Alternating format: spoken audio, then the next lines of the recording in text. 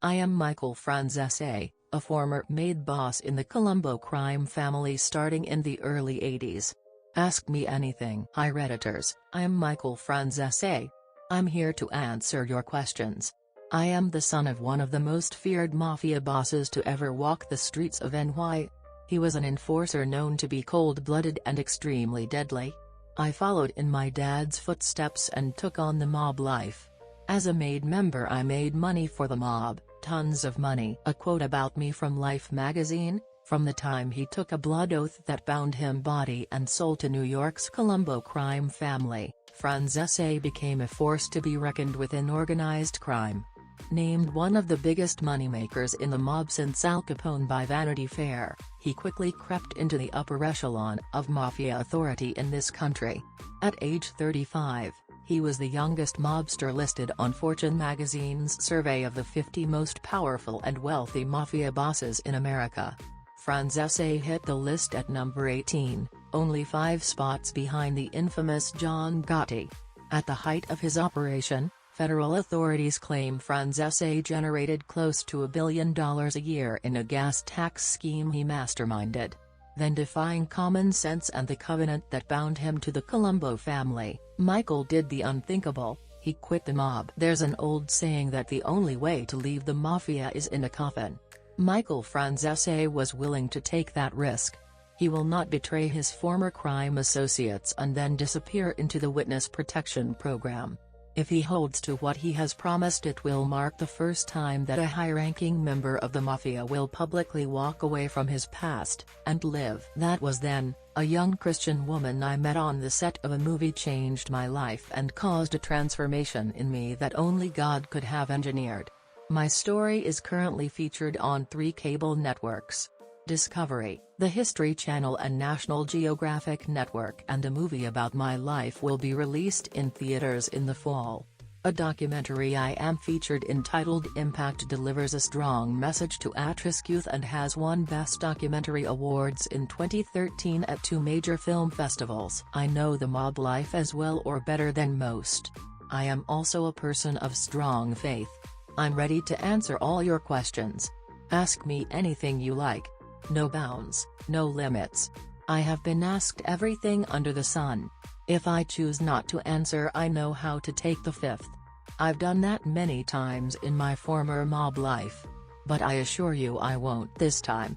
So join me today and fire away. What was it like walking away from the mafia? Was it accepted, or were you threatened or hounded in any way? Also, what were the actual logistics of your gas tax scam? How were neither the IRS or any federal agency not able to successfully audit you? I struggled mightily for years after walking away. My father disowned me. The family put a hit on me. The feds tried to make me a witness. Lots of pressure. Very tough. And very tough for me personally. Even though I didn't hurt anyone, I felt like I betrayed my oath, and it really troubled me. Only God and time were able to fix that. Gas tax scheme was complicated, but we were way ahead of the authorities. They could not figure out what we were doing. If my partner didn't turn snitch, they would never figured out the scam. Any fears about your safety today? I can't go back to Brooklyn to live, or in NY in general. Wouldn't last. But I don't live in fear. I am a person of strong faith now. God has had my back. Remember, I am the only made man, a Kapoor regime, that I know of who has walked away from the life, publicly, not entered a witness protection program and lived. It's a God thing, my friend. Not coincidence. Any stories of interaction with other organized crime families, such as Russian mob, Yakuza, outlaw bike clubs, Mexican prison gangs, etc.? A million. Spent 20 years in the life. Organized the Russian mob from Brighton Beach in the gas business. Best partners I ever had.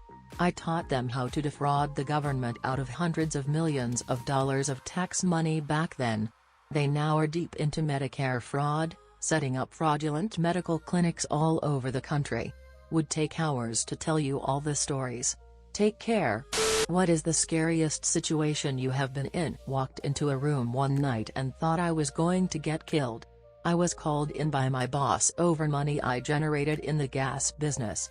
That's how it goes, you walk in and never walk out when you are in real trouble. I was in the right, proved it, and here I am. But, brother, my heart was pounding, knees weak. Still don't know why I went. I guess just a product of my life back then. I see this question asked all the time, but never to a legitimate former mafia boss. How accurate are most mob movies/television shows? If you could recommend one to watch for authenticity, which would it be? Most authentic, Goodfellas and Donnie Brasco. They mention my name in Goodfellas. The bar scene. I knew those guys very well. My era. Saved Henry Hill's life 2x. I knew Paul Vario and Jimmy Burke well, also. And Left Guns Ruggiero was a good friend. Those two are the most accurate depiction of that part of the life. How old were you when you first realized something was different about your family, and what made you realize it? Very young. My dad was super high profile. Like the John Gotti of his day. Law enforcement always after him and sitting outside my house. Many incidents with them.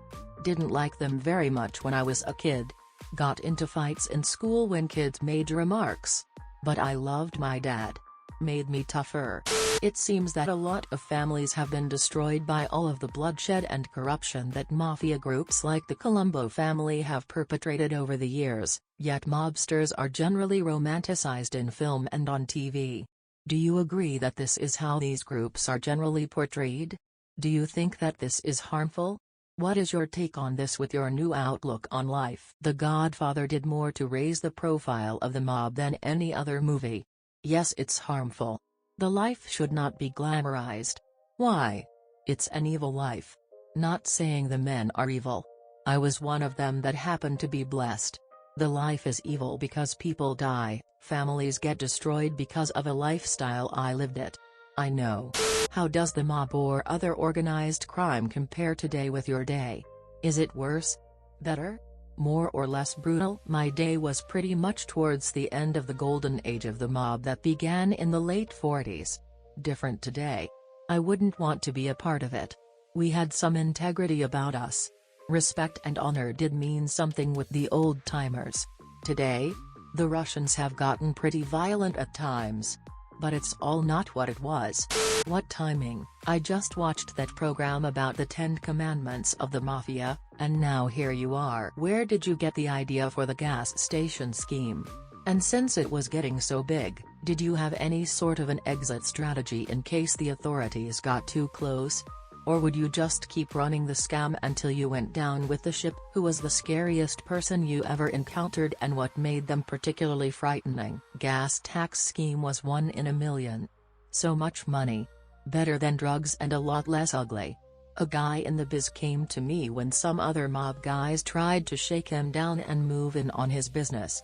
I chased the guys away, and the two of us devised this scheme to defraud the government out of the tax money on every gallon of gas. At its height, we sold 500 million gallons of gas a month and kept 20 to 30 cents a gallon of the tax money. Do the math. Lots of money. My dad was scary. Saw him go off on people. Scare because he was no BS. He would do exactly what he said. No fear in him. Hi Michael. What is your relationship with your father like these days? I know inside the American mob you spoke about it, but is there anything else you would like to add? Also, what was your single best day, money-wise, whilst in the mafia? And finally, will we ever see the sort of organized crime capabilities that Cosa Nostra had ever again? Thank you. I still love my dad. He is in prison until 2017 when he will be 100, God willing. I feel a bit guilty I haven't visited him as often as I should. Just so burnt out on prison. All my life. Since Mom died last year, things have changed a bit between us. One day, I made over $3 million. It was a rush. No, the mob in my opinion will never see its glory days again, at least not in my lifetime. Thank you for doing this AMA. As a former member of the Colombo family, I'd like to know what you think is the future of the family, as they are the smallest in New York and constantly being hammered by the government. Do you see any family mergers, for example? Also, did you know Greg the Grim Reaper Scarba? Seemed like an interesting character with his civil rights work and sociopathic behavior. The way you structured that question, I thought you were a former member of the Colombo family and was like, ooh, this is gonna be good. Families will not merger. If the government keeps pressure on all the families, they will continue to weaken them. Colombos and Bonanos are the smallest in numbers, but all the families have been hit hard. Thank you for watching the video. If you're new, please be sure to subscribe, like and turn on post notifications so you never miss an upload. Post your own stories in the comments down below.